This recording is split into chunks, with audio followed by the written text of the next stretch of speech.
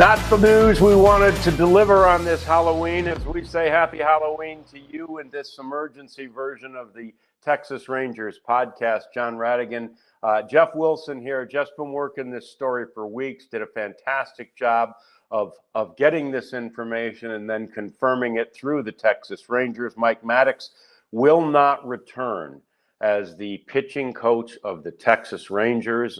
It appears, Jeff, that he is headed to do the same job for a division rival. Yeah, this thing kind of came together last night. You know, we've been in contact with a lot of coaches and trying to figure out what's going on with the coaching staff. And you know, I'd gotten a message earlier this week that something might be up here, and honestly, I was in bed when the when the confirmation arrived. So yeah, reached out to a couple folks this morning and was able to get it latched down. And then the early responses on Twitter to the story is, how did this happen? Yeah. And I think that's something that will have to come out a little bit later. And when the Rangers announce their coaching staff, they'll speak to this. But for the time being, the news is that Mike Maddox, coming off the first season in franchise history in which the Rangers led baseball in earned run average, he won't be part of Skip Schumacher's coaching staff in 2026, and instead is going to be the pitching coach for another new manager in the American League West, Kurt Suzuki with the Angels. Yeah, and in the article, and we've been telling you all week, trying to sort of hint at the emphasis of becoming a diehard this week, because this is the kind of thing that you get behind that paywall. But in that article, oh, this one's free, John. I left this one free. You let this one go for okay. Good for you people too.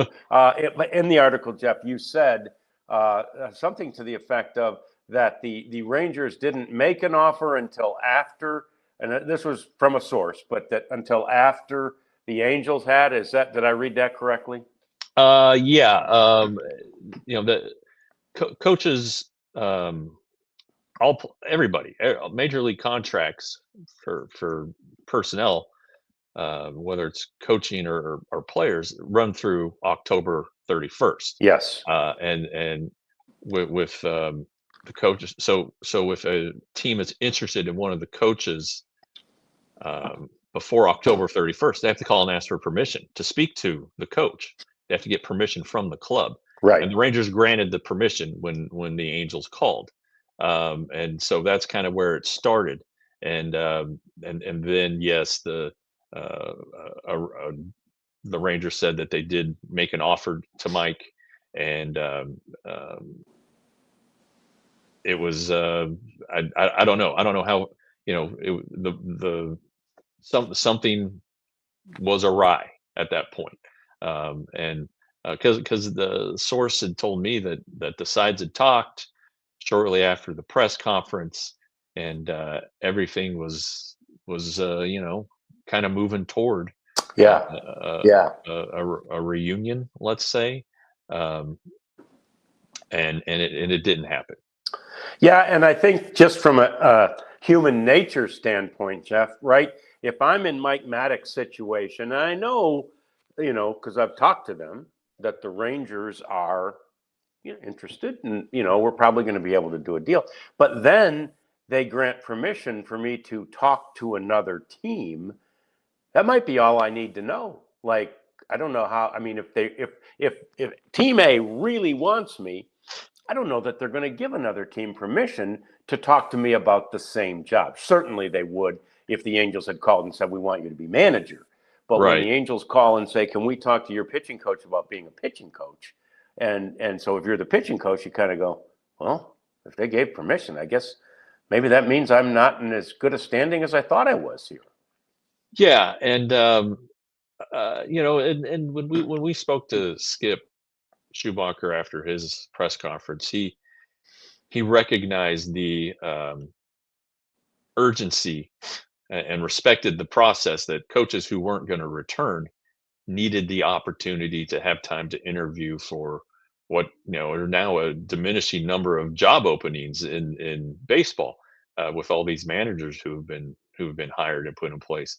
So he was aware of that, and perhaps there's something to that that they were like, oh yeah, he can interview with them, and because he does. Sure. Maybe the decision hadn't been made until they're like, "Oh, yeah, this guy's pretty," Angels called, and they're like, "This guy's pretty good," and then, but I don't know, and I think it'll come out eventually, what happened here. I think though um, that Mike Maddox and Chris Young are professionals and will probably allow or leave some of those details, um, to themselves. They won't be sharing the ins and outs of what happened here. But again, they will have to answer to it. Both sides. Mike Yeah. will be asked about it. I'm sure soon, and then the Rangers will be asked about it once their staff is out. Yeah. And so has Mike done a deal in Los Angeles yet, or is it just sort of agreed to become their pitching coach?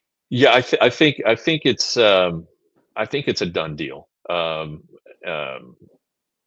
and I think it's going to be for 1 year. Mike is 63, I believe. And I think he thought that this Rangers job would be his last job. Mm-hmm. But these guys really like doing this stuff, Right. and so and when I get a chance to talk to him, I'm sure that I'll have these conversations with him and um, try to hash it out. But the Angels are getting a great pitching coach, and they're a young team.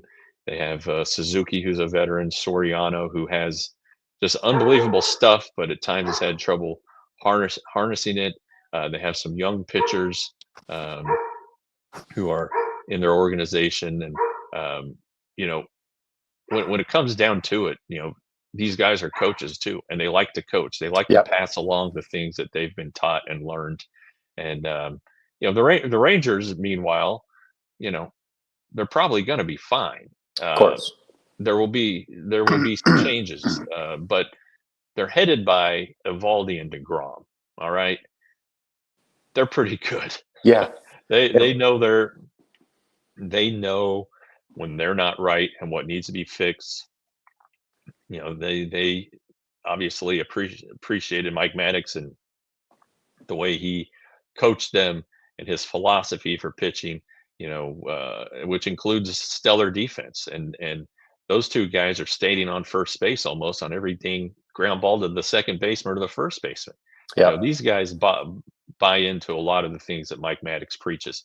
I think I'll be.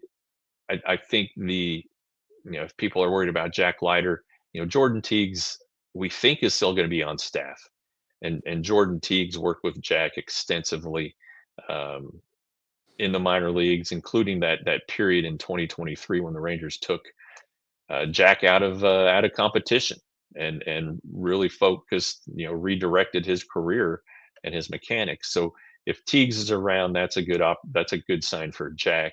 But the game planning, the the confidence that Mike Maddox instills in these pitchers to go out there and believe that they're going to get hitters out and that their stuff plays. That's the biggest thing that's going to be missed. Yeah, it is. Mike, by the way, on August 27th, Jeff turned 64 years old. Okay, there you So go. yeah, he is, and again, and so at the end of next year, he'll be turning 65, maybe then, and he likes the 1 year deal, right? I mean, anybody would at that point. Like, I still want to do this for at least one more. And then maybe at the end of next year, he says to the Angels, then, let's do one more, right? I mean, Yeah. but for many people, and we know this about Mike, we know, he's just had his first grandchild. I'm in that same boat, and I know how that can affect your heart. And the Mhm. whole family has lived here in the North Texas area since they were here way back in the late aughts and the early tens and teens with Ron Washington. Correct. Yeah, this is home for the Maddoxes and his two daughters who have uh, came here as teenagers. Now they're Yeah, they're married and all that stuff. Um, so it's this is where he's going to be, when it's all said and done. He's got his golfing buddies and all of that jazz, and um, he's not going to leave that behind. But in Anaheim, he obviously is familiar with their staff, the area, the ballpark, the golf courses, all of those things that matter to Yeah. Mike. Uh, Yeah. Yeah. it's I'm gonna miss him personally. I've known him for a long, long time, and uh, but we'll be seeing him multiple times a year.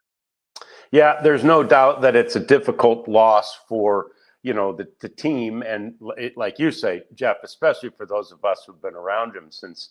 I mean, and I know he left, but it almost feels like he never did once he got back. And because you know why? He didn't change really a bit. I mean, he continued to have success in St. Louis and in Washington, but it felt like when he got back here, this is the same Mike Maddox we remembered from what was his last year here? 12, 13? His last year was 15. 15. Yeah. Wow. Yeah. So there you go. Mike Maddox will not be the pitching coach of the Texas Rangers this year. And so now, and we'll, for our show later today, we'll compile a list of guys that we think would be options at this point. And I don't know, and we don't know if the Rangers and Skip will start from ground zero, Jeff, or if they'll just sort of do the easier, quick thing and stay from within the organization. It'll be interesting to see how that plays out. But we'll throw a list out there of options that they may have. Yes, yeah, and you know, it was a three-man pitching department last year, as they like to say, and I would imagine the other two are. Uh, I would imagine they're candidates, but I don't think we ever imagined that this was going to happen. Mike Maddox was going to leave, so um, yeah, we'll come up with some stuff at 1 o'clock. Yeah, we'll have lots more on this breaking news story on our normal edition of the Rangers podcast today at 1 o'clock. But to summarize for now, and we thank you for joining us on this emergency podcast. And to summarize things, Mike Maddox is out as the pitching coach of the Texas Rangers. And Jeff said we couldn't imagine that. A year ago, we couldn't imagine that the best manager that the Rangers ever had would be gone, or that the best pitching coach that the Rangers ever had would be gone. But both are. And so now it is up to Chris Young and Ross Fenstermaker and Skip Schumacher to find replacements for all of the positions that are open with people who are as good or better. Is that possible? Well, the offseason will certainly tell us something, and then next season will tell us more. Thank you so much for joining us on this emergency edition of the Texas Rangers podcast. We will be back today at 1 o'clock when we bring you a full report of all this, more details, more facts, more figures, and perhaps more reaction. That's all coming your way at 1 o'clock today on the DLLS Rangers podcast.